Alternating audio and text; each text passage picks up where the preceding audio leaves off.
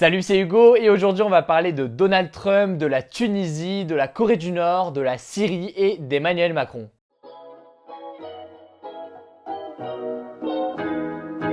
La première actualité de la semaine, c'est la sortie d'un livre à propos de Donald Trump et ses conséquences. Le livre Fire and Fury a été publié le 5 janvier et a fait beaucoup parler dans le monde entier. Pourquoi? Eh bien parce que le président américain a essayé d'empêcher sa mise en vente et que ce livre révèle des anecdotes sur Donald Trump et ses proches. Ce livre, écrit par Michael Wolff, un écrivain américain, décrit l'ambiance à la Maison Blanche, marquée par les rivalités, les conflits et les angoisses de Donald Trump. Il a notamment révélé plusieurs choses concernant Steve Bannon. Steve Bannon, en quelques mots, c'est l'ancien conseiller politique de Donald Trump et jusqu'ici le rédacteur en chef d'un site internet très conservateur, Breitbart News. Dans le livre, on apprend que Steve Bannon aurait qualifié l'attitude de Donald Trump Jr., le fils de Donald Trump, de trahison des États-Unis. Pourquoi? Eh bien parce que Donald Trump Jr. aurait rencontré lors de la présidentielle une avocate russe qui offrait des informations compromettantes sur Hillary Clinton.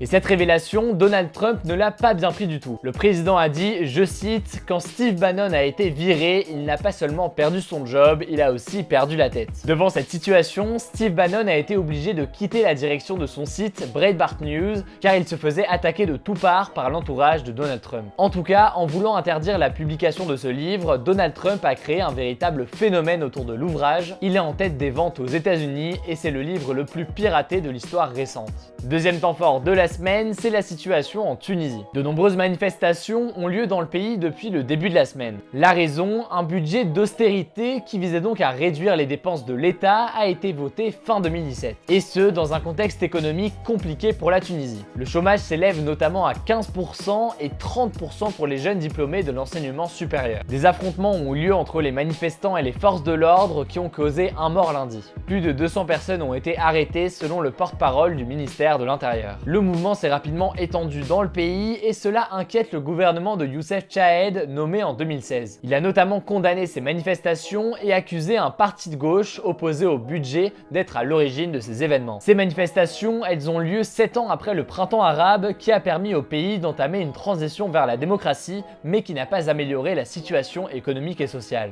Troisième actualité de la semaine, les relations entre la Corée du Nord et la Corée du Sud. Nous vous en parlions déjà la semaine dernière, les relations entre la Corée du Nord et la Corée du Sud se détendent progressivement. Les représentants des deux pays se sont retrouvés dans une zone démilitarisée située entre les deux pays pour dialoguer. La Corée du Nord a notamment à nouveau déclaré qu'elle serait prête à aller aux Jeux Olympiques d'hiver organisés par le Sud. Les deux pays ont aussi décidé d'engager des discussions militaires pour essayer d'apaiser la situation dans la région. Le président de la Corée du Sud, Moon Jae-in, s'est fait élire en mai dernier, en partie parce qu'il avait une volonté de dialogue avec la Corée du Nord. Mais certains partis politiques sud-coréens pensent que ce n'est qu'une stratégie de la part de Kim Jong-un, le dirigeant de la Corée du Nord. Il essaierait de se réconcilier avec la Corée du Sud pour avoir moins de sanctions internationales. Évidemment, on vous tiendra au courant de l'avancée de la situation. Quatrième actualité de la semaine, elle concerne la Syrie. Une région en Syrie a été particulièrement touchée par la guerre civile, c'est la Ghouta orientale. Cette région, elle est contrôlée par les rebelles et cette semaine, les armées syriennes et russes l'ont bombardée. Ce n'est pas la première fois et la situation humanitaire est réellement inquiétante sur place. D'importantes pénuries de médicaments et de nourriture sont constatées et l'ONU a annoncé fin 2017 que les enfants vivant en Ghouta orientale connaissent de très importants problèmes de santé. Les armées bombardent cette région pour tenter de tuer les derniers rebelles, mais les civils n'arrivent souvent pas à s'échapper. Ceux qui réussissent tentent de rejoindre la frontière turque, mais elle est fermée. La situation n'est pas meilleure au Liban où beaucoup de réfugiés venant de la Ghouta orientale se trouvent. Près de 60% d'entre eux se trouvent dans un état d'extrême pauvreté. Le conflit syrien dure depuis maintenant 7 ans et a fait plus de 340 000 morts.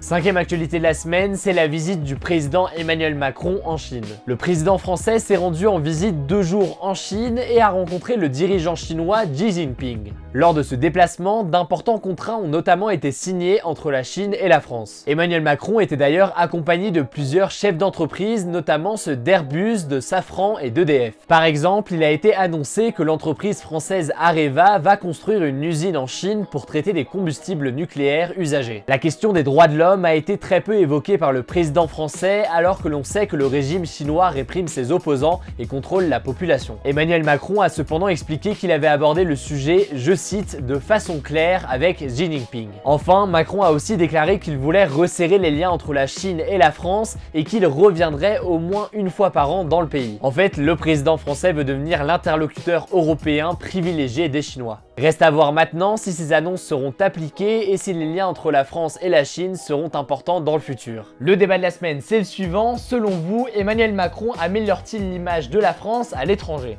Comme d'habitude, vous pouvez voter à l'aide de la petite fiche qui s'affiche en haut à droite. Vous pouvez voter oui, non ou sans opinion. Et surtout, je vous invite à en débattre dans les commentaires, j'irai lire tout ça. Sur Messenger et Instagram, je vous envoie tous les jours un débrief de l'actualité et un débat. Si ce n'est pas encore le cas, pensez donc à vous abonner, les liens sont dans la description. Voilà, je crois que j'ai tout dit, pensez au petit pouce bleu pour me soutenir et nous on se dit à très vite.